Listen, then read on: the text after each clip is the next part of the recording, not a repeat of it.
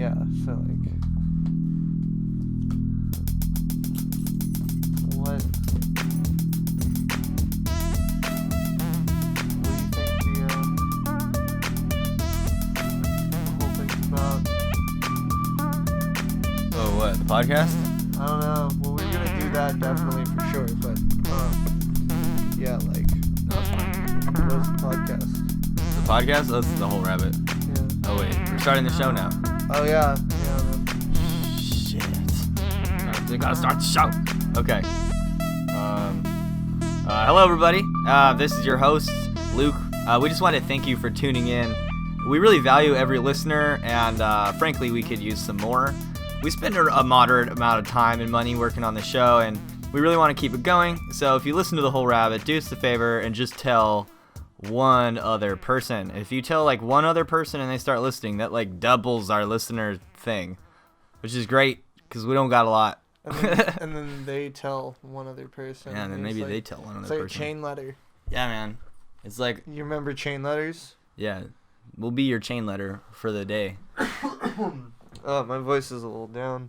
Well, check out, yeah, so you can find us everywhere. We're on Spotify. We're on the podcast app. We're on Apple Play, Google. Apple, We're on the Google Play Store and Stitcher, and yeah, YouTube. We're even on YouTube, but those shows come out a little bit later. Although that's like half our listenership is on YouTube.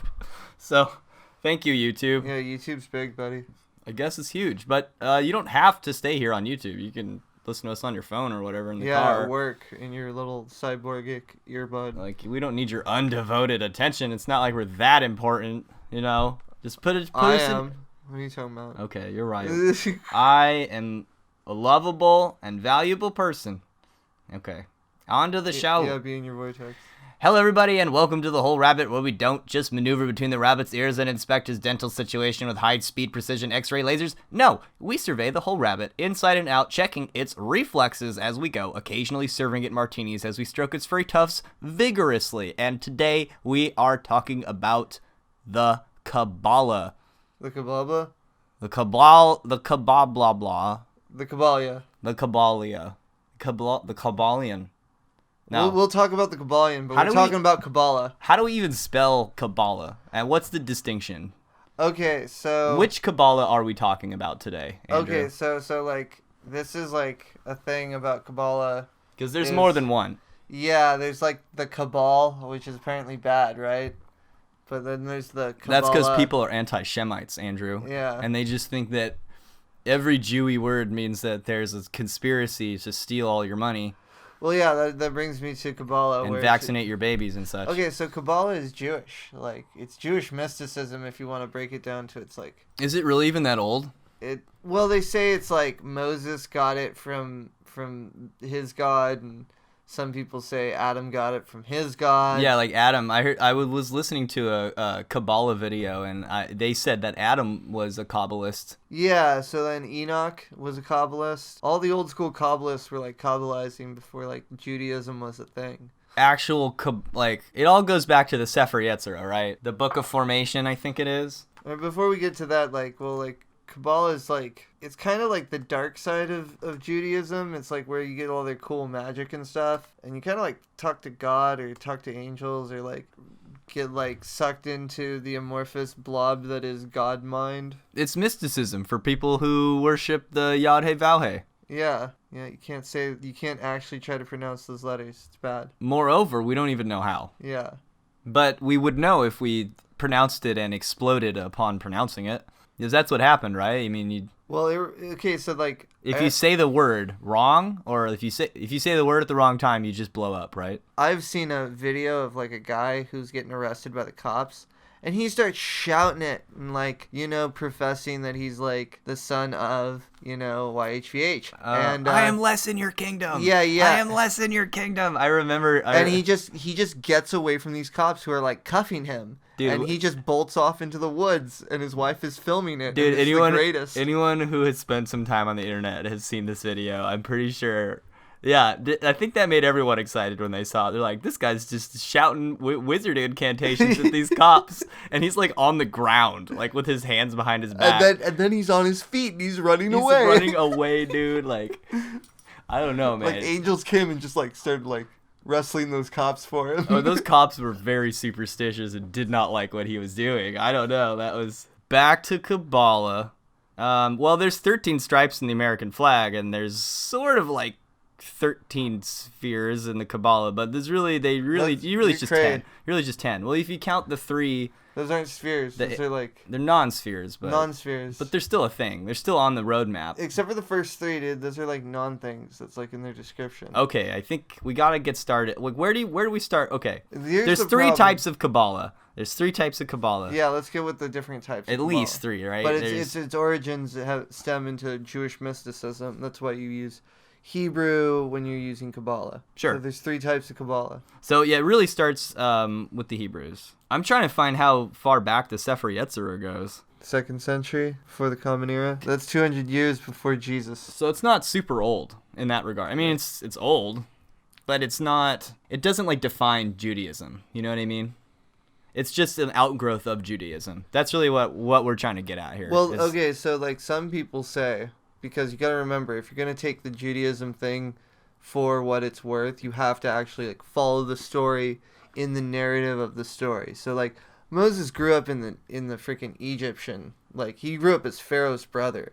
Okay. The thing you learned when you were Pharaoh, you learned like 3 things when you were Pharaoh. You learned how to war, you learned how to build, and then you learned how to religion.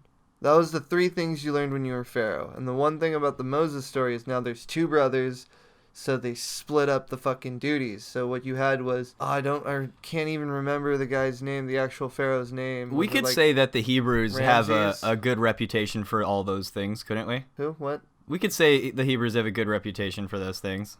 Those 3 things you listed. Oh yeah, that's like the whole idea. Because like the idea was that the Egyptian guy who became Pharaoh, I believe it was Ramses, but I'll be corrected if I'm wrong because, you know, it's been a while since I fucking watched 10 Commandments, let's face it. But he would have learned warfare and architecture, while Moses would have learned warfare and priestcraft. Okay, so right from the outset, He like took it from the patriarch, the big patriarch Moses. He's wielding the Egyptian magics. You're saying within the framework of the story and the narrative, Moses was probably possessed of the Kabbalah, or he was possessed of a mysticism equal to the Kabbalah, or a system that he derived the Kabbalah out of. Okay. Could like that would be like, okay, if you're going to give it up to the Jews for this being their thing, that would be like, oh, he derived it out of the Egyptian mysticism. I think that he was using Egyptian magic and he got a hold of something, like he like started talking to like the Buku thing or whatever it is, like the all consciousness, or even just like a projection of himself, like his holy guardian angel, and he thought it was like his god, because it might as well would have been, you know, given his state of mind. The Sephir Yetzirah was traditionally said to have been ascribed to the patriarch Abraham. So according to them, the Book of Formation, the oldest book on Jewish esotericism, is said to go all the way back to Abraham. So at least within the story of Jewish Kabbalah, it goes all the way back. So this is the magic. But that could right? be like Goetia, how it goes back to Solomon, but it's totally Right. not anything to do with Solomon. Because it appears to go back to 2nd century BC, as we saw earlier. With its earliest archaeological findings. It basically describes the creation of the letters. And this is sort of the structure of the Kabbalah, is how all the different spheres connect. There's 10 spheres in the Kabbalah. They're arranged kind of like it looks to me like a tube. You know, it's like a tree trunk. Really, it looks like the tree of life looks like some weird psychedelic fractal with a little ball hanging from the bottom of it. Kind of looks like a leaf. Yeah, a little bit like a leaf. It has a very, it's actually a really cool shape. It's nice to look at. I think the second I saw it, it sucked me right in. I wanted to know more. It felt good to look at. It's an interesting shape. It has like the paths between all the spheres like interlock in interesting ways, and it looks like it might be 3-dimensional. You know, on the YouTube version, you're gonna have to put a picture of the Kabbalistic tree while you're talking about that. I know we haven't really got into the YouTube production too much. It just because it's time consuming and we need to work to. You get do money. it, Andrew. You do it. Guess I could. Yeah. So it talks about the tree of life and this like tree of spheres or emanations. What are they called, Luke? There's 10 Sephira. Okay. Known as the sephiroth. sephiroth altogether. Which is Hebrew for a character in Final Fantasy. Yeah. No, it's in Hebrew it means emanation. Emanation. Doesn't it mean like it's not wheels? That's chakras. Yeah, chakras mean wheels. Chakras mean wheel. Emanations. Yeah, these are like so. I thought Sephira meant something else. Well, the idea in the Jewish mysticism is that these emanations are principles that come out of God to create reality. It's sort of like the blueprint of creation from everything I could read about it. The Kabbalah is like a lot of different things. So it starts with like the Hebrew or Jewish Kabbalah, but sometime in the Middle Ages and then like earlier in the Crusades, it sort of had time to intermingle with eventually like Christian mystics picked it up and well, yeah, because the Gnostic Christians were totally using their Kabbalah. Oh, really? Yeah. I don't know why I didn't consider that, but well, because like most of the early Christian sects were actually Jews. That makes sense. And you know what also makes sense about that is from a Gnostic perspective, it was the Aeon wisdom who emanated first from the Pleroma. And in the Kabbalah, Hakma, or wisdom, is what emanates from Kether, is the first emanation. So that sort of makes some sense. That sounds Kabbalistic to me. Quite. And so these different Sephirah, at least in the Jewish, are supposed to be the different principles. And so these principles are like, in a sense, like the blueprint of divinity that we have, that like this is like the image that we were created in. It's basically you got 10 spheres and they sort of descend down. You can hit each one as you go down in a zigzag pattern, which they call like the path of the lightning flash or the lightning bolt. As energy moves from the top of the tree, from the pure white light of Kether down to the kingdom, Malkuth, which is the material world, the energy is like stratified and limited. Polluted is a word I want to say. It gets distorted, it gets separated, and so if God's light, these are different filters.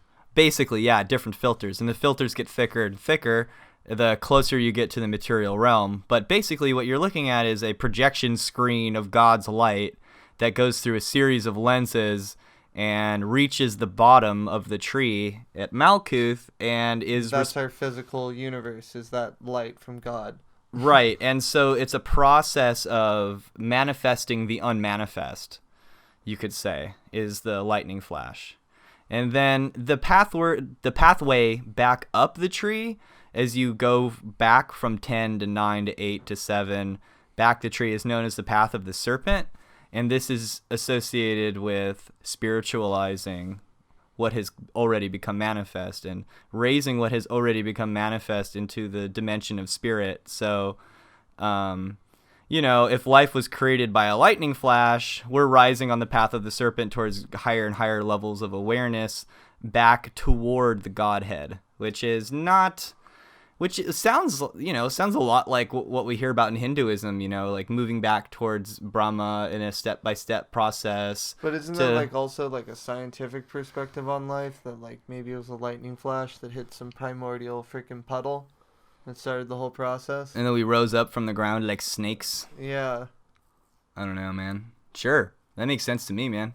I mean, what do I know? Well, we're talking about on the podcast. We gotta know something. I mean... Okay, so, like, why can we talk about... Yeah, so we probably got... I don't know how great our description was, but I think... Let's get over the third one, and let's then... Yeah, so we got... credentials on why we can talk about this stuff. So you got the early Christians that used it, because they were Hebrews, right? So you got Christian Kabbalah.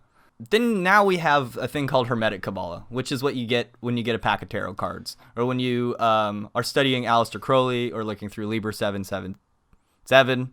There's 3 sevens. I don't know how many sevens I just said. Liber 777. If you some great text to get started, like a summary of it would be like all the Lon Milo Duquette books. He's got a funny book called Chicken Kabbalah, but we've studied like, you know, well beyond the Lon Milo Duquette books, although I think our Lon Milo Duquette books have gotten a lot of love. My favorite book on the Kabbalah is Mystical Kabbalah by Dion Fortune. And the Mystical Kabbalah by Dion Fortune is really great because she stops at every sphere along the way and describes it in great detail in numerous different perspectives and in relationship to the sphere before it and the sphere after it, and sort of lays out like in table format some associations with the sphere and really organizes the information in a way where it's easy to consume, and it makes the complicated process of understanding each sphere a lot easier. And if you basically, the more you read about Kabbalah, the more you understand about Kabbalah, obviously. Well, like Dion Fortune's Mystical Kabbalah is like a classic text on the occult. Yeah. And Kabbalah. Dion Fortune is the one who wrote the book that everyone reads about how to protect their energy. I forget what it's called, Psychic Self-Protection or something. She's the one who wrote that book, and that lots of people read that book. That's the one that everyone's going to want to look for, you know, right now.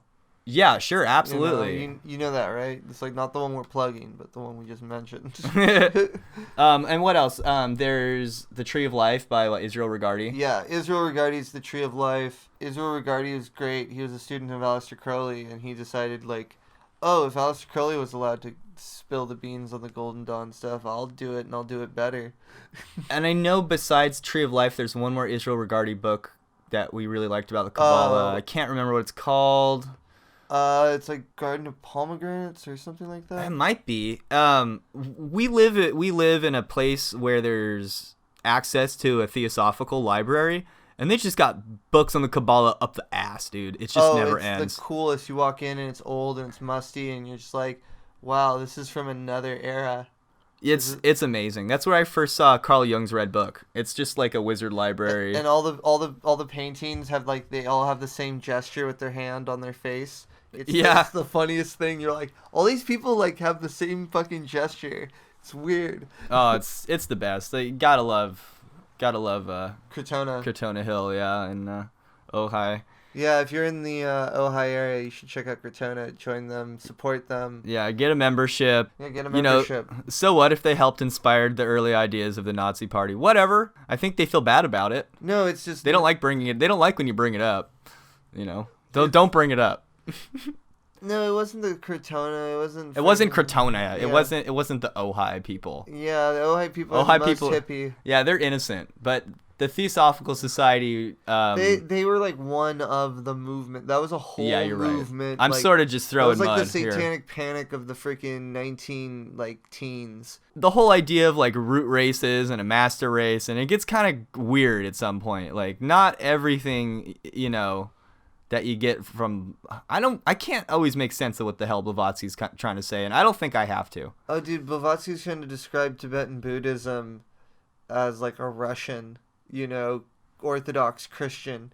You know, like that's the problem with Blavatsky. It doesn't make sense. Well, that's one way to put it. She's running Linux on a freaking Windows platform, you know? So we should talk a little bit more about the structure of the Kabbalah.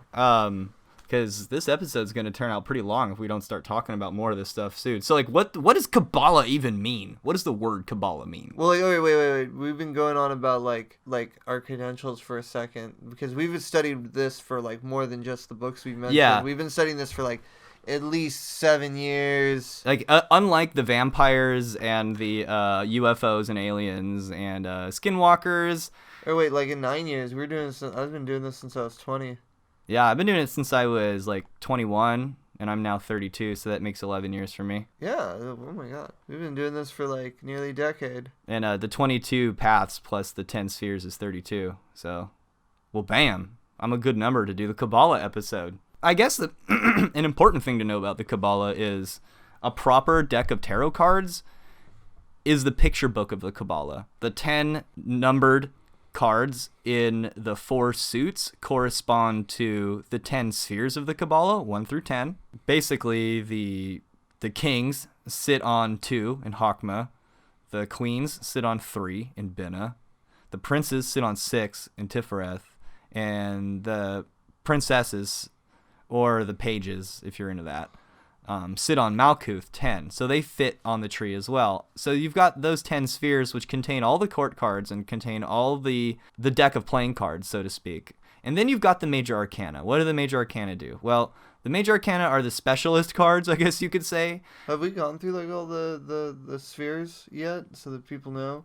Well, I'm just giving the basic outline. So the 22 major arcana connect those 10 spheres. So if you've ever played with a deck of tarot cards, you've played with the Kabbalah. So that's the structure of the Kabbalah. Yeah, it's been said that like a Jew in prison with a deck of tarot cards and knowledge of the Hebrew alphabet will figure out the Kabbalah by himself just playing with the deck. Like, that's been said by rabbis and shit. That's pretty incredible. I mean, the idea behind the deck of tarot cards is not so much to read the future, but yeah, to gain mystical insight into Kabbalah. We can say for certain that A.E. Waite, that did the Rider-Waite deck, is it A.E.? I don't know. His books are kind of incomprehensible, but he was hardcore Kabbalist, like deck that you commonly see as the regular, the normal tarot deck. It's Kabbalah'd out to the max. Like, it's supposed to have hidden meanings in all of it, and that the colors of the cards and the placement and just all the symbols are like deeply encoded with Kabbalistic wisdom. We have these 3 types of Kabbalah. We got the Jewish, the Christian, and the Hermetic. They obviously have a lot in common. There's even like a Greek tree of life with extra paths, and I think like the Jewish Kabbalah doesn't really have paths running between like Hod and Malkuth and Netzach and Malkuth. And there's different ways to draw it, but we're main like me and Andrew have studied mostly Hermetic Kabbalah. Yeah, it's the most versatile. It's the most versatile, and because you can like apply it to any sort of system of belief, and it just all falls right into place.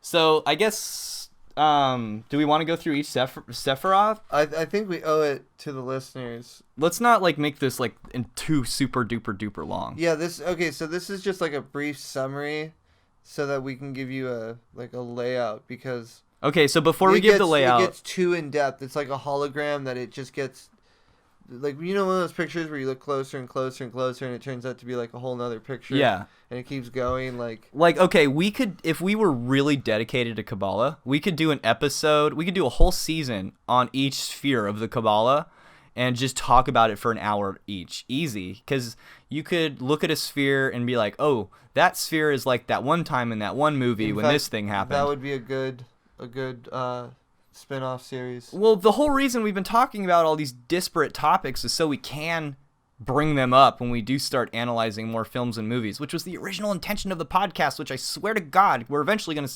start running out of stuff to talk about like this, so we're going to have to dive into the movies and dive into the video games and dive into the Netflix shows and really figure out all the symbols. But the fact of the matter is, we don't really spend a lot of time doing that stuff. Yeah, we're not going to we don't really watch a lot of movies we're not going scuba diving until we fucking learn how to swim, right? Yeah, and we don't want to just throw you guys in and just have us just rant at you about Kabbalah symbols and stuff when we haven't even talked about Kabbalah. So here we are. So now that you know that there's 3 types of Kabbalah, that it originates from Jewish mysticism, but has grown into Christian mysticism and has grown into pagan mysticism, and even the Satanists will use it. And New Age people. New Age people. It's writers in Hollywood.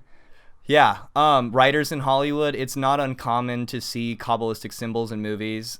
We already spoke about this one on the podcast. I'm not really that proud to bring it up, but in The Shining, when Danny is sitting across from Halloran, and they're discussing The Shining, and as Danny's getting questioned, in the shot, you see 9 knives over Danny's head as he's reminiscing on his nightmares, which is directly Kabbalistic symbolism, is tarot symbolism, because the 9 of Swords represents cruelty, specifically of the mind. It's the sort of thing that keeps you up at night with nightmares. It's the vision that Danny had with the blood coming through the elevator.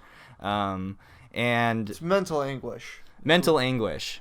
And then also he's holding like a chalice at his heart, and he's having a heart-to-heart with Halloran. So That's just one example of like, if you know your Kabbalah, that symbol's like right there for you to see, and it's easy to see because you've studied your Kabbalah. Now, if you the whole point of the Jewish Kabbalah, on that note, was that you could take, once you've learned the Kabbalah, you take that and apply it to the Bible, and you actually decode the Bible. Oh yes, absolutely, because that's the whole idea of the Jewish Kabbalah. Now that we've basically given that, let's give them a brief overlay of the actual spheres, because okay, well, first we have Kether. You want to start with Kether? Will I? Or do we start with the limitless nothingness?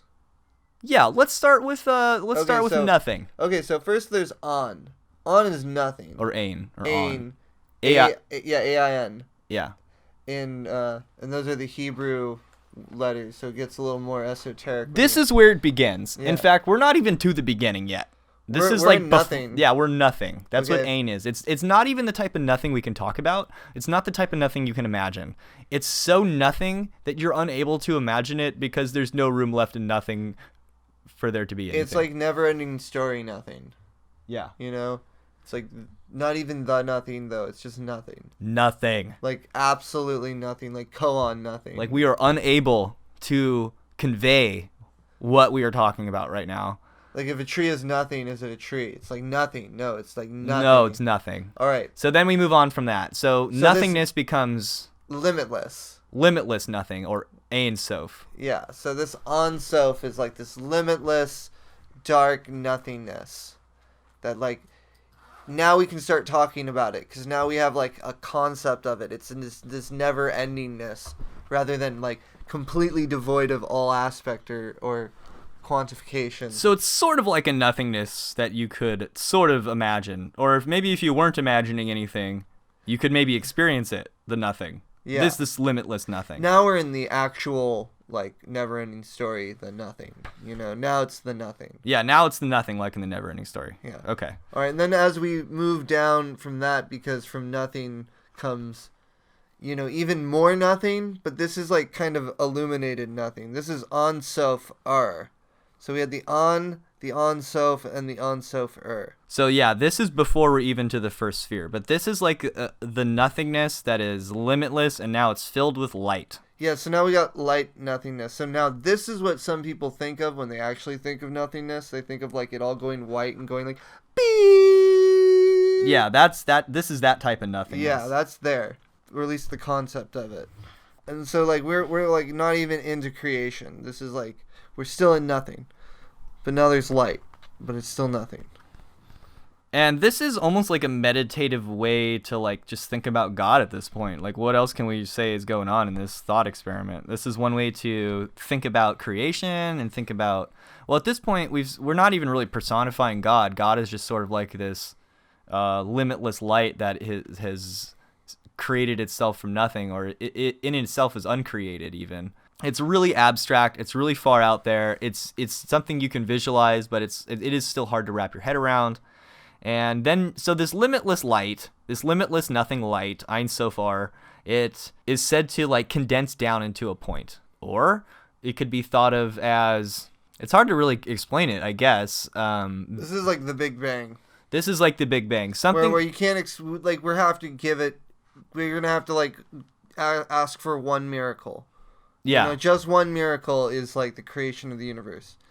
So at some point, this limitless nothing light decides it's going to be a something, and it condenses itself into a point of pure radiant light. Now, when you think potential, when you think of this radiant light, it gets a little weird and into the weeds, because when you think of it, it's best to think of Kether, this first sphere, is sort of like a hole in a fabric, and the light of Ein Sof Ur is pouring through it. And so in that sense, it's more like a passive force.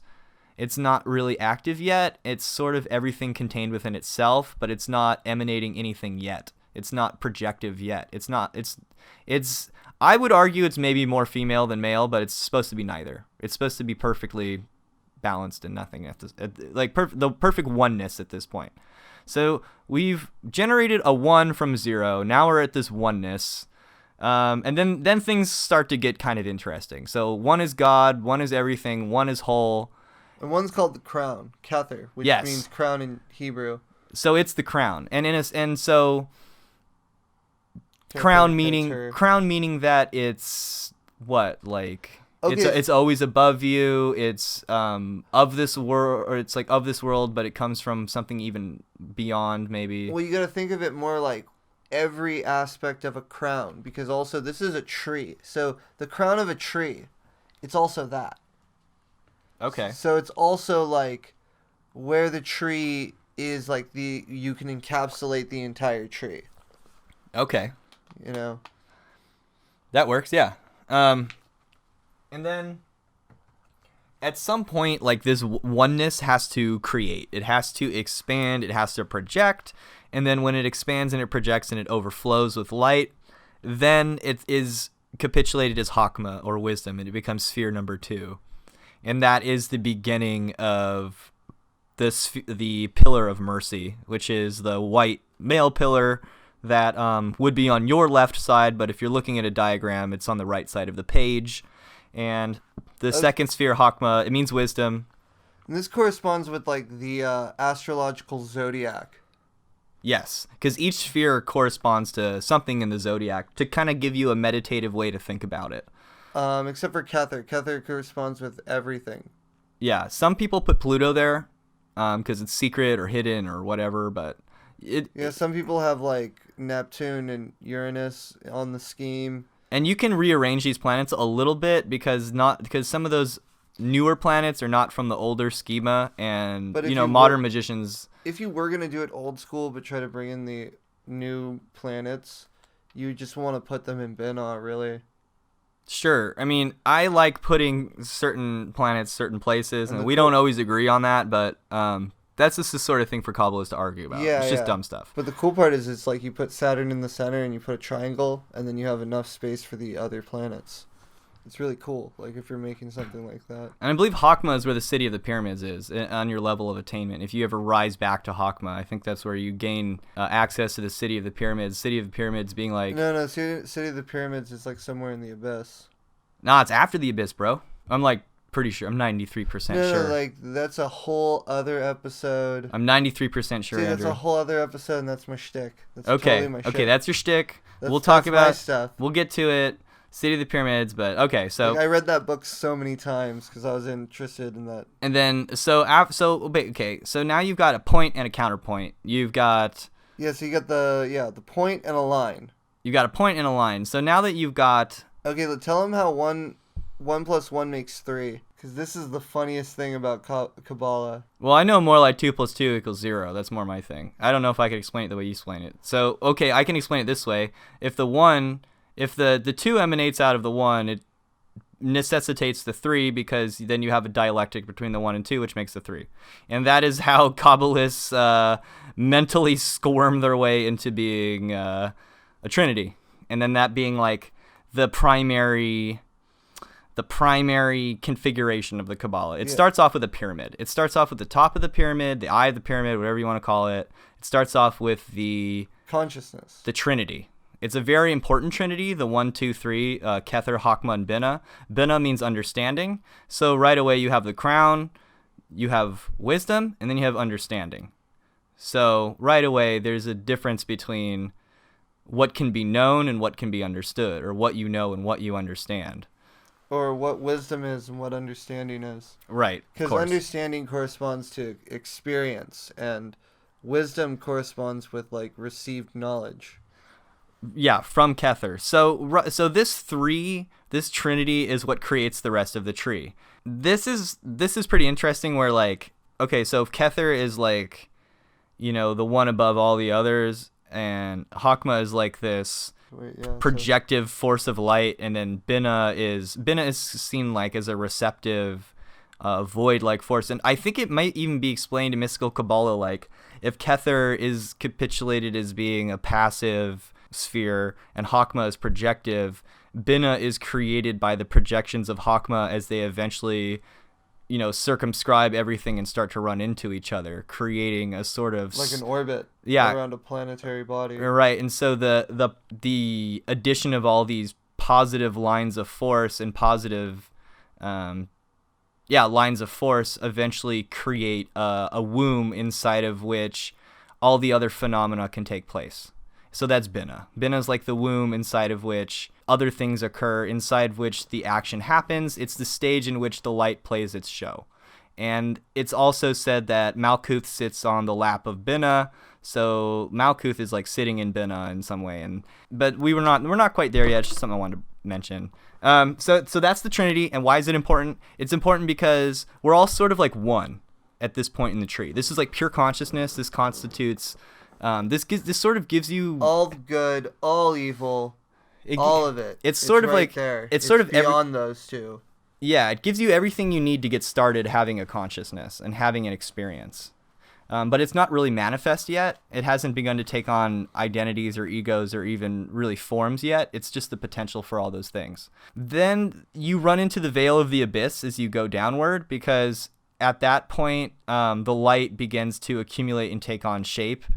And that's where you get Hesed, which is mercy. And that corresponds to the growth or the addition of light or stuff to your situation. So that's why that sphere corresponds to Jupiter, the force of expansion in the zodiac. The 4 is really special because that's where dimension starts to happen, because you get 1, 2, and 3, and you've basically got a flat plane, but you start getting dimensionality at 4. Yeah, you get 3 dimensions at 4 points. I've heard it said that Chesed is sort of the realm of the demiurge, or that's where the demiurge lives. I've heard high-level Kabbalists say that, including Jason Louv, and that's a very interesting way to look at it. It corresponds with the Father God in every scheme, but especially in the Hebrew one, that's where the patriarch god El sits. Okay, that's right, isn't it? El is the father of all the Canaanite gods. He was like... He's the father of Baal and all of them. So we could say maybe that... And he was definitely fits the bill of a demiurge. So that father figure energy of that sphere could correspond to like the jealous god in the garden who didn't know that there was, forces of creation above him. It kind of fits that narrative, right? Yeah, kind of. Because above the abyss, you have to let go of your ego. There's no more room for jealousy or, there's no separation between you and like the one consciousness above the abyss. That's, your ego gets burnt up crossing the abyss. That's why it's so dangerous to cross it. Because it fries your life apart. So don't take the oath of the abyss lightly, folks. If you do it, you're going to fuck your life up and become enlightened the hard way. And the fast way, I suppose. I think, because above the abyss, there's no separation between you and what's observed. You are the universe in the moment. You are in the universe in the moment as it occurs. There's no really room for ego left. But below the abyss, you get to Chesed. You get, you start getting embodied personality. You start getting something that corresponds to ego. And that's now we're into the I can't even say the microcosm, right, of the tree. Well, anyway, okay, so those 3, the 1, 2, 3 as a triangle. So imagine a triangle, like if it were to like fall down and flip over to be an upside down triangle. That's how 4, 5, and 6 are created on the tree. So then you basically have like a Star of David or a hexagram sort of shape now, with like the 1, 2, 3 is an upward triangle and the 4, 5, 6 is a downward triangle, and 4 is the top right part of the triangle, Chesed. So that force corresponds to like things expanding. Anything sort of like growth oriented, like warm, expansive, gaseous. It corresponds with Jupiter, and it's very much about building. Okay, yeah, building up stuff. Yeah. And if you're trying to build muscle and you're a Kabbalist and you do Kabbalistic magic, that's the sphere you want to invoke when you want to make mad gains, fool. Yeah. When you want to go beefcake. Yeah. No one uses that phrase. Except Cartman. It corresponds with like justice and mercy. Like I can't get a good translation for the word chesed. It's like instead of having to give something up, you get something. So that's why we could say it's mercy, like in a very profane kind of way. Nice shoes, Andrew.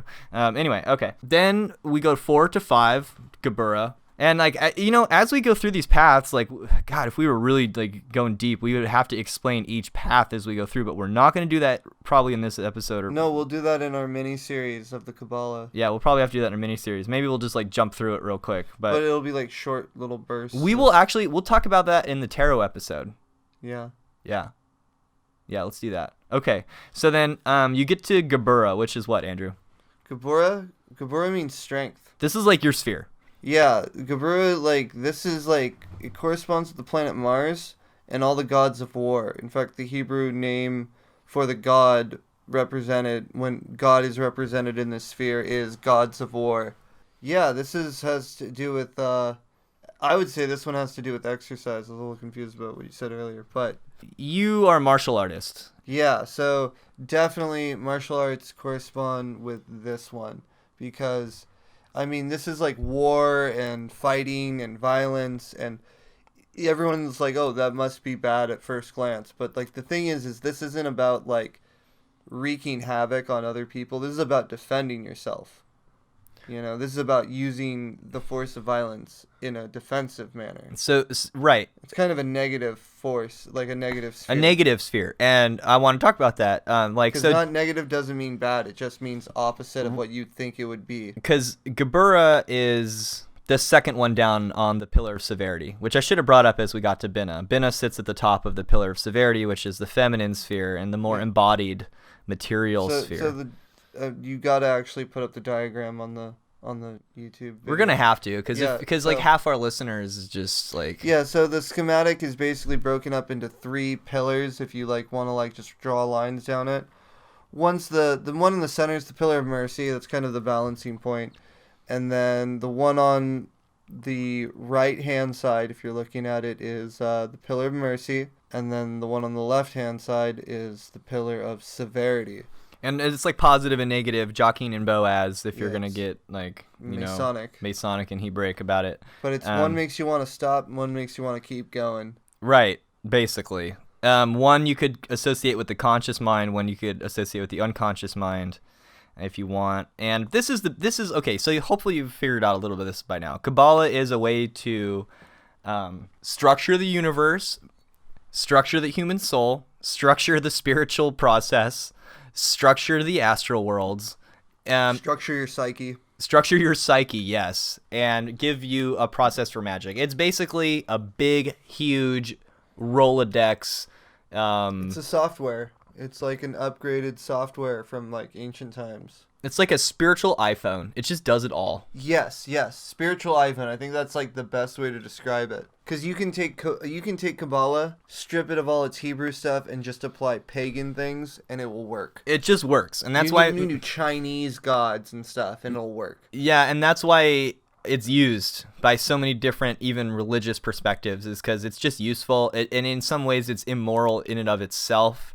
And in some ways not. I don't know. I don't know what's immoral about it. It's just because only if you're like Ben Shapiro. Because it's more metaphysical than it is ethical. But there's clearly, if you get into the tarot cards, there's clearly ethics there too. So that's dumb to say that it's amoral But anyway, let's continue with the spheres. So here's what I want to say about Qabbalah before we move on. Qabbalah, the 5th sphere, is like negative, like you said, right? So what does that mean? So like, okay, if the garden is Kether, then the seed would be Hakma, then the dirt would be Binah, then the first little leaves of the thing would be, the first little leaves and sprouts would be Chesed, but then Qabbalah is the part of the gardening where you have to like remove weeds and maybe cut pieces off of the plant that need pruning. Like, here's a good way to explain Qabbalah. If you take a plant, you try to grow it in space, it has a hard time growing. If you take a plant and you just try to support it, like if you put like strings on it and suspend it so that like it never has to like struggle, it will die. Like it will just break. Like it needs to struggle to get strong. And that's like the idea of Qabbalah. Qabbalah is like the it's kind of like the counterforce. It's kind of how you need a antagonist in your story to make the protagonist a protagonist. So you can see why it would be on the negative sphere underneath Binah, because Binah is like a collecting dark Like, it doesn't really give you any extra energy. In fact, it probably wears you down. It's the sphere of old age. So we have a back and forth, a polarity of energy that goes like one way than the other, and it's balancing itself out, which is how we arrive at Tipheret at 6. And what makes 6 so special, what makes Tipheret so special is Tipheret is the sphere connects to every other sphere. There seems to be a path to every other sphere through... Except for Malkuth. Except for Malkuth, which is where we live. So that's pretty interesting. So, okay, if Chesed is like the plants that are growing, and then Qabbalah is like you pulling out the weeds, Tipheret is that balance that you get, that harmony that you get from the complete ecosystem, like all the things working together in harmony to create something. Yeah, so it's beauty, and it's in the center, as beauty should be. Beauty should be in the center of humans' lives. Like, that should be the central focus of everything we do. We should look at all our things, and they should be beautiful. And all things can exist in harmony. So this is kind of like an ethical, moral thing where... Yeah, this is, the thing is that with Tipheret, the spiritual vision that's associated with Tipheret, or attaining to Tipheret, is one's the vision of the Christ, or the vision of God. And, it's the top of the mountain. Yeah, it's kind of like the top of the mountain. And, like, here's the thing, is, like, some Christians, they get this through their practice. Like, their idea is to go up the tree, like straight up it, stop at Tipheret, and then start telling other people that they're bad people. Of course, but you know, I mean, that's because they get blinded by the light. They get revved up like a douche and go roner in the night. You know, that's what they do, and that's the thing, is like they're getting an actual spiritual experience, but they're not growing from it. They're kind of actually burning out. And that's where, like, the ego trip gets you. Well, there's some physics to this, because it's not just a blueprint of creation, it's also a blueprint of the psyche. And it's hard to talk about the psyche until we start getting to Tipheret. And in fact, it's easier to talk about the tree in terms of the psyche now as we go down further towards the manifest, because these subtle and cosmic energies have now condensed down to something that's closer to material and more manageable. And now we can talk about it. Now we can actually kind of talk about this stuff, and it's a little less abstract. I think it just gets abstract as fuck until you're all the way down. Because, you know, to be honest, I'm really searching my brain to keep explaining the garden in terms how I have, but I'm having trouble imagining what happens in Netzach, Hod, Yesod, and Malkuth after that. Well, maybe if it comes to me later, I'll bring it up. But so here we are at Tipheret. Tipheret is, okay, so I want to talk about, like, New Age metaphysics for a minute, because a lot of this has to do with Tipheret. Tipheret is... when you listen to a lot of channeled messages, for instance, the Vortex. If you listen to Abraham Hicks and you listen to the Vortex... Oh, yeah, because we did a channeled messages episode. We did a channeled messages episode, and, like... We brought up the past episodes. I end up doing more research after the damn episode than before it. I'm sorry, guys. It's just my nature. You know, and then Tipheret makes a lot of sense in terms of channeled messages, because... Okay, let's start with Abraham right away. Abraham says that most of you exists in the vortex. Most of you exists outside of the physical world. What the hell do they mean by that? Well, it means the tree of life. It means you exist in every sphere, but in Tipheret, basically, it's like you before you incarnated. There's a piece of you that's still in heaven with God that is looking down at you now as an incarnated mortal being with, like, love and compassion. This is like your holy guardian angel. And... You know, because it becomes you as you cross the abyss. Right, and depending on who you are and what day you talk to Aleister Crowley, he would tell you that your holy guardian angel was your higher self, and other days he would tell you that it was a consciousness way beyond yourself. And it just depended on who you were and, like, all that, like what he told you. It depended on which ring he was wearing, because he had a practice where he'd change his personality based on the jewelry he would wear. So Tipheret is basically heaven, where everything exists eternally and forever, and that's where you have your real name. So when you die, it's like, oh, you were just having the trip of being Luke, or you were just having the trip of being Andrew. And you would basically take on your true form there in Tipheret. And you're see, what's great about Tipheret is it's sort of the reflection of Kether, and it's a more balanced, embodied version of Kether. So it gets the light from God, but it doesn't have to annihilate itself completely in the light itself. So that's the great thing about Tipheret. It corresponds to the consciousness of Christ and Christ consciousness is what Andrew's talking about. Yeah, so like if you see Christians who are like, they're like, I've been saved. It's like all they had is a Tipheret experience, like, but they got fried out of their mind. Like that. Such a hater. No, I'm not a hater because like I used to like the whole Christianity thing. I still kind of do like the Christianity thing. They have the superior morality. Like let's face it. Well, the consciousness of Tipheret is beneficial. Yeah, absolutely beneficial because it's like the sun. The sun benefits everything. Nothing bad happens in that sphere in the tarot or in the Kabbalah. It's just everything is the tits in Tipheret. So what's that all about? Okay, if you're gonna overlay because the sun is in the vortex. The sun is in the vortex because it's the center of the vortex. It's smack dab in the center of the vortex. That thing's fucking rolling hard. Right. And following your highest excitement, like Bashar says.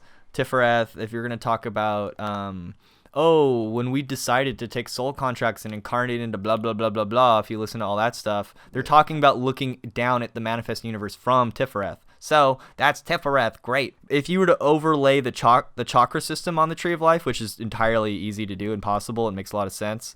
The heart chakra is Tipheret, and if you are into chakras, see, because Kabbalah can just be applied to any fucking system. It just fit, and like all these systems, it's like a meta system. Like we saw in the afterlife episode, like why is the afterlife the same in every culture, just a little bit different? So okay, it's Kabbalah. so you know how we said Tipheret connects to all the other spheres. I think it's the Anahata chakra is what it's called. The heart chakra. The heart chakra, Anahata. Yeah, I think it's the Anahata. Well, it's said that chakra. Correct us if we're wrong. It's a little bit different than the other we don't chakras. have Wikipedia. It doesn't have like 2 doors. It has 4 or 6 or something. It has multiple. It's got the same polarity as the sun. 'Cause the sun has 6 poles. So even in the chakra system, tripolar, quadpolar. So even in the chakra system, the heart chakra is like where it's at. It connects to all the other ones. So that's that energy there. And we're talking a little faster because like this episode is just gonna go forever because apparently we've been studying Kabbalah and now we could just talk about Kabbalah forever, Well, This is the deep dive on Kabbalah, blah blah. And now we're gonna have to do tarot just as a part 2. Well, basically. see, here's the thing. It's a good thing that we brought up Kabbalah before we did tarot because we're gonna just like fly over everyone's heads. Yeah, we start talking about this, and we start talking about our Kabbalah tarot nonsense. That's just crazy. All right, so god dang, the episode's getting so freaking long already. Like I can't afford this. Like. No, this is just YouTube exclusive. Ugh, no. Okay. We're not at that level yet. I got to do too much work to do shit like that, Andrew. Okay. I'll do it. I don't give a fuck. Okay, so this is very important. So at Tipheret, now going downward from there, we hit the veil of Paraketh, which is basically like the way I think of it is like. Okay, so like Paraketh is like the Hebrew letters that correspond with all the letters at that point. If you're gonna follow the scheme and the paths of like the Hebrew alphabet down the Tree of Life. And I think it's a veil of illusion. So how you cross the abyss when you went down from Binah, you're crossing sort of another abyss as you go down from Tipheret, because as you'll remember, the 4, 5, and 6 is a reflection of the 1, 2, and 3, which sort of makes like a Star of David shape. Well, then you get it emanates again in another triangle, but this time it's another downward triangle. So now you've got an upper triangle, a downward triangle, and now another downward triangle. And this next downward triangle is 7, 8, and 9. There's a veil between these two downward-facing triangles. You get the veil of Paraketh, which is the veil of illusion. Now, like I was saying, the veil of illusion I visualize as like the prism in Dark Side of the Moon, where it takes the light of Tipheret and it begins to split it into different rays of light and different energies. That's a good one because in the Hebrew scheme, this is like the veil of the Holy of Holies. Like, as you walk into the Holy of Holies, you're basically walking into Tipheret. Right. So all the different gods, all the different energies, sort of like. Oh, and that's also a big thing in the Christian astral theology. Is like the idea is that Christ died and the veil got ripped. So now we can just like travel between the two worlds. Like, okay, that's like the whole idea. Is like now the veil has been split and the seal is open. And through this veil of Paraketh, how the light is split into its different component parts. These are like the different energies, and the splitting of all those different energies is manifest there in Netzach. And Netzach is sort of where it starts to really, really dip into human psychology, and we can start to explain it in terms of human psychology. Netzach then is like the rainbow of different feelings and the rainbow of different energies, and it's rainbowy. There's a lot of different forces going on, and all these are like the different feelings. So how like Abraham will say, feel your way into the vortex. That's what she's talking about. It has to do with, even before you know something, you may feel something, and then that's just the one part of it.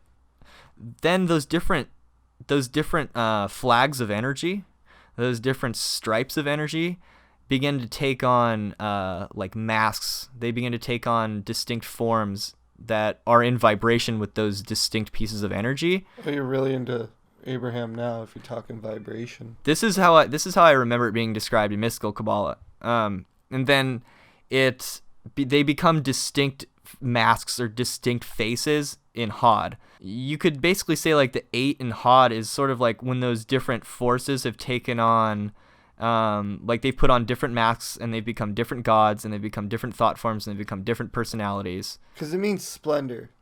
It means splendors. So it's kind of like all the trappings and all the cool fun stuff that you associate with the different energies, like the gothic look of the depression feel of gothic. It's a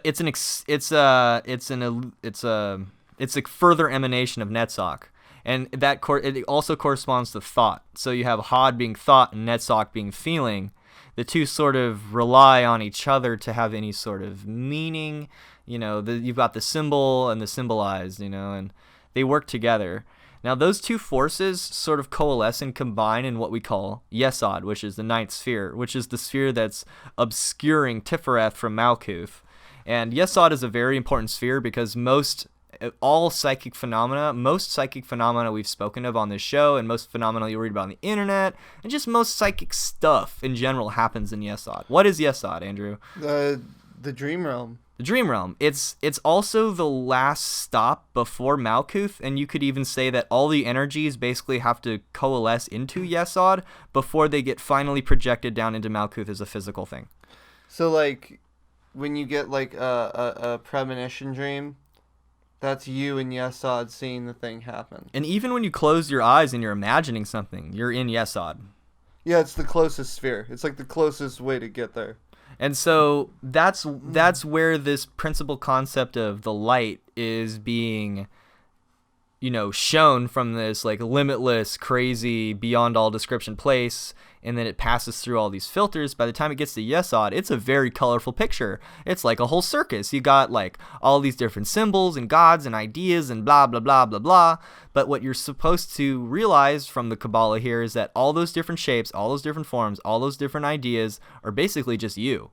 They're all just different expressions of you. It's a roadmap to explain and to explore the different forces that create and make up your own soul. That's what's kind of cool about the Kabbalah and Yesod and how it views the astral world. It's sort of empowering in that way. Well, like, and then there's the thing where all those things, all that garbage that you have rattling around in your brain, that imprints into the physical world and creates your reality. Absolutely. And like that's how the whole thing is. Like Yesod like kind of stamps into the next sphere, which is called Malkuth. Which is where we live. Which is it means the kingdom. So when Jesus is like the kingdom of God is before you, he literally means the kingdom of God is before you. Like it's right there. You're in it. You're walking on it. Yeah, this is it, baby. It's the universe and everything in it. It's like get the fuck over it. And it's even said that Kether is within Malkuth, right? Yeah. And Malkuth is within Kether. So if the concept of the garden was wholly incomplete in just a sort of formative potential way in Kether, the garden is now like you can like pick the corn off and like eat it actually. No, in Malkuth. Nothing on a cob. That's a stipulation. No planet with everything on a cob. Sure, Andrew. The whole planet's on a cob. I don't get the joke, but it's still funny. It's Rick and Morty. Okay, I like Rick and Morty. I haven't seen all of it. Yeah. Okay, so how long is this damn episode? This is our deep dive in Kabbalah. We know a lot about this shit. Well, we got down the tree. Fuck. rock. And here's the thing. We got down the tree. So we did a nice synopsis of the tree. Because Malkuth is like where we are. It's the physical universe. It's everything in it. And like everything corresponding with the cosmoverse. So then, okay, let's say you're a human. You live down here in Malkuth. You want to go back and meet God. So then you have to, you were created by the Lightning Flash. Now it's time for you to take the path of the Serpent and go up to each sphere and visit each one, which is almost like a stripping off of clothing as it's described. It's like you're stripping off veils of the psyche, veils of the self, veils of your, what like, limits you from experiencing God more directly as you go up. And the funny thing is like you think you're going up, but you're not going up, you're going in. Like you're going into yourself as you travel the path of the tree of life. It's kind of, the tree of life is also, they're all nested within each other. So it's like spheres within spheres, like Russian nesting dolls. There's even Russian collusion in Kabbalah. Who knew? I knew it. There's Jewish conspiracy and Russian collusion in Kabbalah. That's just why get they with couldn't it. find it. That's why they couldn't find it, because it's Jewish-Russian collusion. It's the most colluded of the collusions. Yeah. Just get with it, Cabal. Just get with the Cabal. Yeah, Kabbalah with the Kabbalah. You're technically Illuminati now that we've explained this to you. Yeah. So now you're just going to receive money randomly in the mail, because that's how the Illuminati works. They just send you money for no reason. Yeah, you just have to kind of like diddle little kids on tape for them. No, not even that. I got contacted. Oh wait, that's the Catholic Church. Sorry. I got contacted by the Illuminati on Instagram, on Facebook, and apparently all you have to do is sign up, and they just start sending you money after you give them your credit card information and stuff. Oh, okay, cool. Yeah. When's the first payment? I don't know. They had me buy a bunch of Apple iTunes cards, and I don't have any money left, so. You could really use that money now. Technically, I don't need money because I'm in the Illuminati. So, wow. Money is just like, it's just like sex. It's just everywhere and it's free. See, I just joined the Masons. They just give you pancakes. Oh wait, that was you at Burning Man. Yeah. You giving out. It's hard to remember where we are sometimes. Yeah. What are we doing right now? Oh, We're doing podcast. Kabbalah casks. This thing is long. It's long. We just got to wrap it up. But like, how do you? I guess you can't do a podcast on Kabbalah in an hour. It's impossible. Yeah. So, there's a few more things I want to say before we wrap it up. All right, let's just zip on through as much as we can. Can we talk about the four worlds? Yeah, that's what we're gonna talk about. So as we went through the tree, we went through 4 different worlds. Okay, but you could also say there's. Basically, you take the tree of life that we just went through, and you just glue 4 of them together, one on top of the other. That's another way to look at the tree of life. 4 spheres for every one sphere. And if you look at a deck of cards, that is how it's arranged. You get 1 through 10 of the swords, of the wands, of the discs, So you get 40 plus the court cards. 16, so that's 56. 56. You got your 56 cards, and that is basically those 4 trees glued to each other. But you could all. So it's sort of understood that this is like Indra's net, where every jewel on the tree of life reflects all the others. So there's like a mini tree inside. So it exists within the reflection and at the position that's reflecting to it. Yeah, so it's all very fractal and interflipping in that way. Yeah, it's sure. like totally on acid when you're doing Kabbalah. So when we talk about the 4 worlds of the Kabbalah, you could describe that 2 different ways. Either as the trees glued on top of each other, how we said, and you just have more stops as you go along the bottom.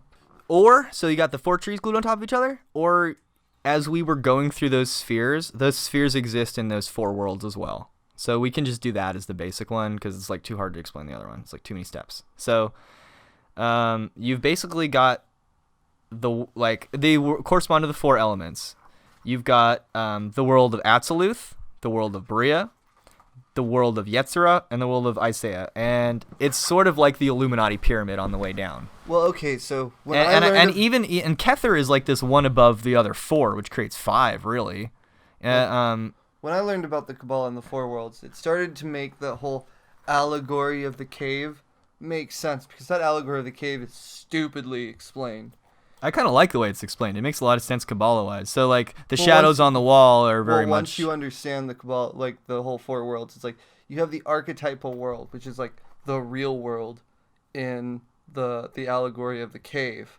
Sure, and that's where Hakma comes in. Yeah, that's the absolute. That's the real world. Right, and that's Hakma. Kether exists in this like state even above that, which is like and that world is described differently depending if you're looking at Jewish mysticism or Hebrew. I think. No, those are both the same. Excuse me. If you're looking at Hermetic versus Hebrew. Yeah. So that's Jekida, which is where Kether exists, but then you have the four worlds below that. So there's archetypal world, which is where the idea of a thing exists, or basically it's not even the idea of a thing. It's like the impulse of a thing. The impulse for a thing, or the desire for a thing. And then it sort of moves into Bria, which is the creative world, where kind of the shape of the thing and what sort of role it fills. I guess you could say that the need for rest would exist in the archetypal world of Atziluth, and then the idea of a chair might exist in the creative world of Bria.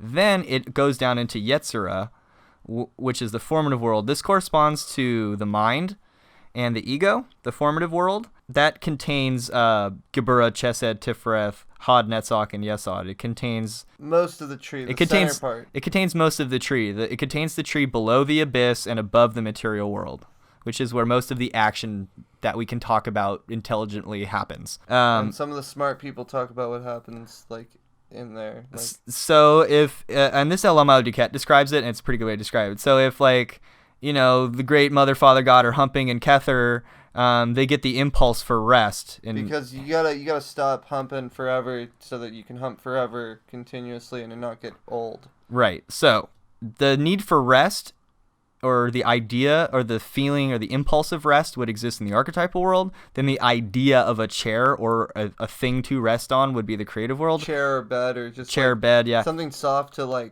and then take a load off. Right, and then in the formative world, once we get down into the Ruach, in Yetzirah, the world of Yetzirah, the third world down, you basically get, is the chair going to have wooden legs? Is it going to be this type of chair? And you get more into the specifics of it. Like, is it a chair? Is it a bed? Is it a chair? Is it a bed? How is the chair and the bed designed? Where do the bolts go? What was it made out of? What does it smell like?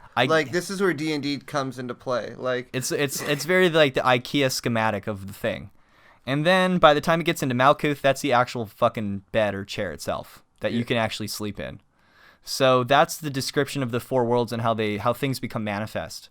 So everything begins with an impulse or a feeling, then it moves to a concept, and then it gets more specified in the mind of the universe before it gets manifested into a chair, apparently. Isaiah. Isaiah. Whatever. That's the material world. So those are the four worlds. The archetypal world of Atziluth, the creative world of Bria, the formative world of Yetzirah, and the material world of Isaiah. And that's pretty much the tree of life. And then each of the different suits correspond to those different worlds. So all the fire and the wands corresponds to the Atziluth. All the cups correspond to Bria, the creative. All the swords correspond to Yetzirah, and all the discs correspond to Isaiah, the material world. And so that's Kabbalah in a nutshell. I guess that's our book. It's going to be Kabbalah in a nutshell. Kabbalah in a nutshell. And it's going to be like a cookbook where we actually make chicken Kabbalah and beef Kabbalah. No pork Kabbalah. You can't make pork Kabbalah. Cannot make pork Kabbalah unless you're a Delphi heathen. Yeah, unless you're heathening it up. Okay. Interesting to note that the paths between because the tree of life is basically created by the Hebrew alphabet, and the Hebrew alphabet is superimposed on the tree as the different paths between the spheres, and that corresponds, of course, to the tarot. Basically, what we were talking about earlier, you can use the letters in the Hebrew language to gain greater mystic insight, and you do that by observing that each of the Hebrew letters corresponds also to a number. There seems to be a structure within the Hebrew language that is expressed in the tarot. This is my part where we actually get to talk about the letters and how they work. Okay, so Hebrew is like the weirdest language ever. Like, there's only one language that Hebrew is like. And, like, guess. Like, I want the audience to guess because, like, think of it. Say it out loud so everyone knows. Well, you're all wrong because The only language that Hebrew is similar to is chemical language. Oh. Andrew's a very it's kind of scientific thinker. I don't think I understand this myself. All right, so this is Andrew. Through my studies. Okay, so Hebrew is the weirdest thing that each letter has like a specific meaning to it. That like it, not only is it the letter, but it's also spelled out by the letter. So like the Y letter is like yod, but yod isn't just the letter yod. It also means hand. So each letter has like meanings. Like one means rope, one means mouth, one means water. As you construct the Hebrew language, each meaning of each letter compiles onto each other in the word to construct the meaning of the word. So I think it's like mother is like... Okay, yeah, the Hebrew word for blood is daleth mem, and that's DM, and which daleth means door, mem means water, so blood means like... it's like water corresponds with life. Water, door. Like the life principle, like the door of the life. It's... The Hebrew word for mother is am, aleph mem. The Hebrew word for father is aleph bet. Okay, and So and then they enumerate. They have an enumeration. They enumerate to a certain thing. So combine the words mother and father, AM and AB equals 44. And so does DM, the word for blood. So you get, the blood of the mother and the father combined to, create a child. And there's a lot of different meanings like that in Hebrew. It'd be hard for me to pull all of them up right now, but Hebrew, basically Kabbalah is a way for you to like mix up and break down everything into number and re-explore it. Like you can take one word and another word and compare their numerical values, and you can meditate upon what those words mean and what the relationships are to each other. This practice is called gematria. Gematria, or Notarikon, or Tamura, and... So I've heard some other cool stuff about Hebrew that gets more into like the woo-woo metaphysical side, and can't go one episode without bringing up Dan Winter. Oh God! But it's not only Babaji, because Babaji's cool. But him and another guy has brought this up. It's this was like a rabbi who made this discovery, and the rabbi guy, he developed his own little tool and he called it the tulip. It was a 3-dimensional object that if you tilted it at different angles, you would basically create the Hebrew letters as you angled it right. And what it is it's you take a torus field, so it's a donut field, you overlay a golden mean spiral through it, and then you shine a light through it and tilt it at different angles, and you construct the Hebrew alphabet in the shadows of the golden mean spiral. I wish we had that object you're talking about. Then we would have something to put on our and Patreon and make something. Well, see, I know it's out there, and like we can get some stuff and try to put it in the video. I guess to wrap it up about the language, the one thing I want to mention about the structure of the Hebrew language, which we'll probably bring up in the tarot episode, is like you've got the 22 letters, and they are broken up into 3 parts. And this is meaningful both in terms of reality and the Kabbalah. So you've got the 3 mother letters, Aleph, Mem, and Shin, which... you could even think of those as the X, Y, and Z axis. Then you have the 7 double letters, which I think mean that they can be said 2 different ways, but you could also... What it is, they're written 2 different ways. They're written differently if they end a word than if they're in any other position in the word. So right. So those correspond also to the day and the night, 7 double letters, day and night. And those correspond to the 7 planets. The 7 planets. So also the 7 days of the week. The 7 days of the week, yeah. Which day-night cycle also, yeah, you're good. Pretty spot on with that. And then you've got the 12 simple letters, which can be said to correspond, of course, to the 12 tribes of Israel, or the zodiac. The zodiac. And the quadrants of the sky. So you've got days of the week, quadrants of the sky, and the XYZ and the XYZ axis. Furthermore, if you want to expand on the XYZ axis thing, it gets really trippy because the 7 double letters, you could see them as like, the poles on the axes we talked about in X, Y, and Z. So if you were standing in the center where Tau is, you'd have one at your left, your right, your front, your back, your top, and your bottom, and then one at your center. So that's like the 7 double letters. And then from there, you can sort of create a cube. And so the edges of the cube would be those 12 double letters. And so you basically have a cubic structure of reality embedded within the Hebrew language. And then if you look at the tree of life, it looks like a cube stacked on top of another cube itself. Okay, so like on that note, because you just laid it down. So there's cubes going on, dog. Yeah, so you just laid it down because Dan Winter says that like the Hebrew alphabet is how you move your plasma body when you don't have a body. Like that's how like UFOs like fly around.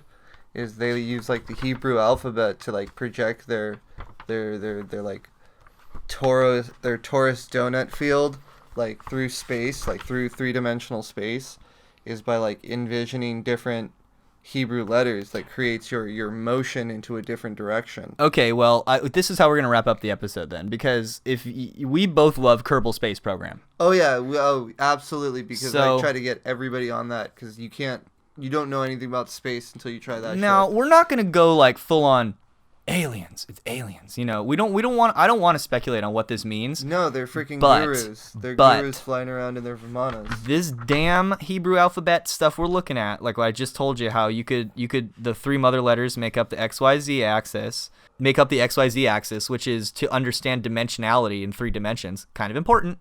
And then you've got the 7 double letters, which correspond to basically the 6 different directions you can move in, and then the center of the thing that's moving. Also, the meanings of the letters correspond to the qualitative states of the objects in the world. So then you have these 6 directions you can move in, you know, up, down, left, right, forward, back, within 3 dimensions of space, right? Okay, well then you get the 12 mother letters. Well, what the hell is that about? Well, the 12 mother letters allow you to experience yaw, pitch, and roll. Those angles are defined by those things. So basically, the Hebrew alphabet is sort of like a little diagram of how your spaceship should be able to move in 3 dimensions. So it's a cubic nav ball? Yeah. It's a nav cube. It's a nav cube, basically. Okay, so it's a nav cube. Hebrew language is a nav cube, and it's the structure of the Kabbalah, and it's argued it's the structure of the human soul and of the universe, and how you fly your spaceship around. And how you fly your spaceship around. So Kabbalah, it's kind of important. The only reason we studied it so much is because if you get into Hermetic Kabbalah, they'll just beat it in your head. They'll say, listen, you're not really doing your shit unless you have read Liber 777 and you have memorized every possible association. And the whole joke of Kabbalah is it's a never-ending Rolodex of associations, of associated meaning. Associatively. But once you've like filled your head with all that stuff to its capacity, you know, it does allow you to kind of like glimpse through all the BS and see the more subtle thing on the other side. Like you can actually like view the world and be like, oh, everything's like this way for its reason, you know? It's a big filing cabinet, and once you have a lot of things filed away in your filing cabinet, you have a greater understanding of what the entire body of work means.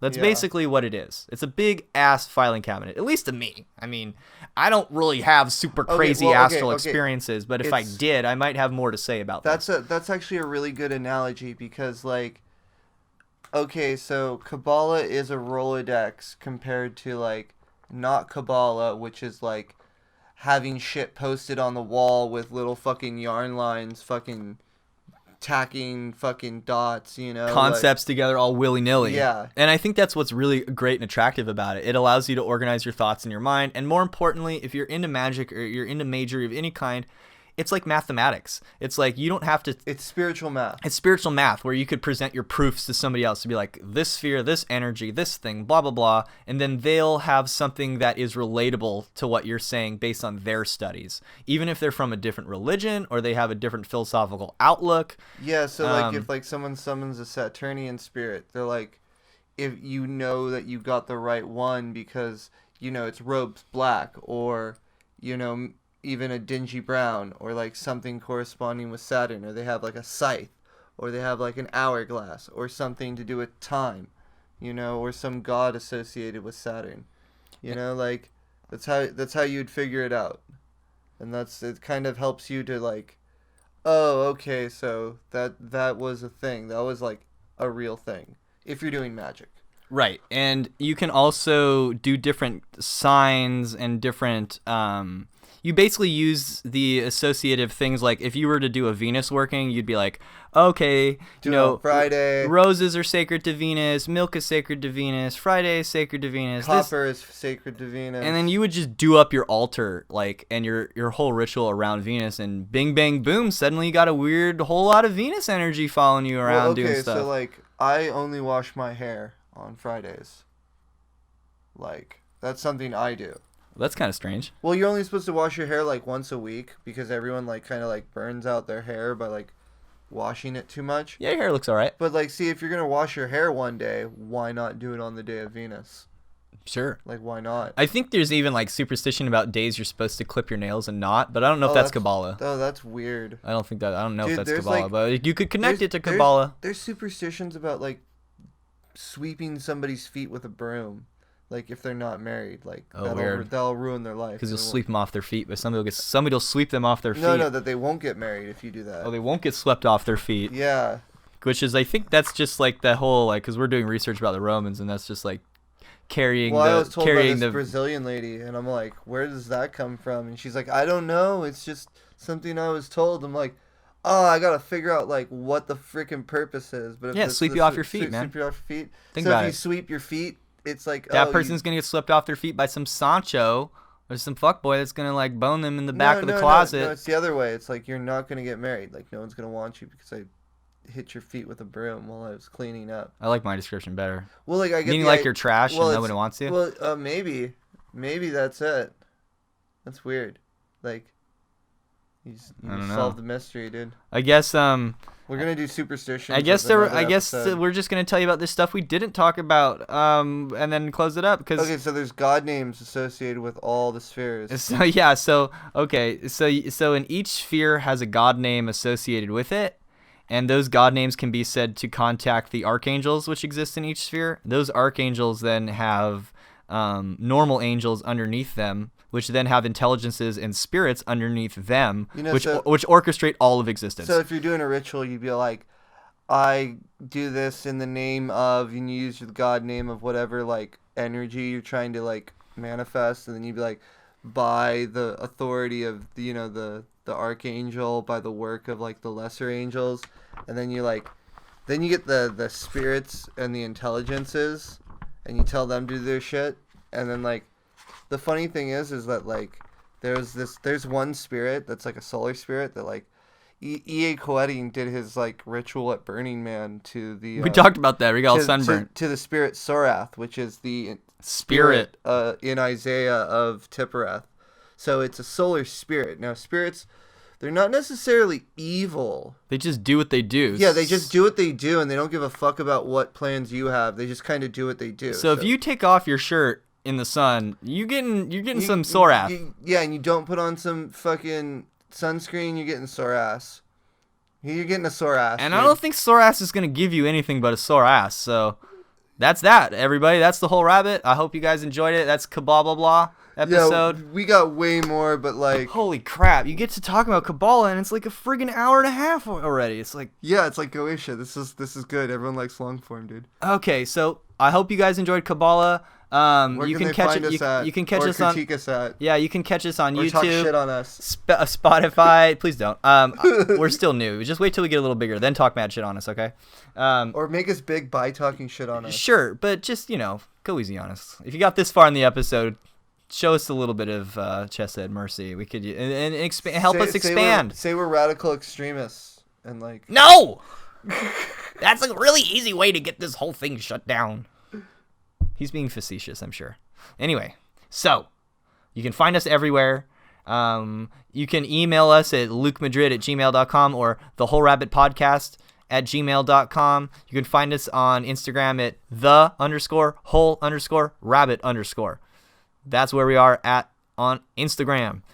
And is there anything else? Yeah, please tell one other person about the show. Please share it on a forum. Tell somebody. Share it on social media. That would be fucking incredible. We could really use the viewers. The Patreon or the subscribe star. We're just gonna do both. And listen, We're still not up yet. We need some help getting a leg up in the scene, basically. Everyone's podcasting now, but we really want to podcast too. We got some interesting stuff that people seem to enjoy. We get a lot of feedback, and we listen to the feedback. So somebody you know might like this. Somebody you know might like this, and we could really use a leg up. So if you know somebody who would like to be interviewed on the show, who's written a book about esotericism, the occult, magic, or even just a popular YouTuber with a following, somebody who has a pony in the race and has something to say, either about conspiracy or magic or UFOs, disclosure, Bigfoot, spiritualism, demons, like all the stuff we talk about on the show. If it's weird and it's wacky and it's a rabbit hole, Bigfoot demons. Yeah, if it's a rabbit hole and you have a book about it, or you know a person, please tell them about the show. Get them in contact with us. We would love to have some interviews on the show. We would love to plug somebody's book. We'd love to pick somebody's brain. It's what I do best, baby. It sounded desperate. Okay. So, because that's really attractive. That's super attractive. Being needy is. I know this firsthand. Yeah, being needy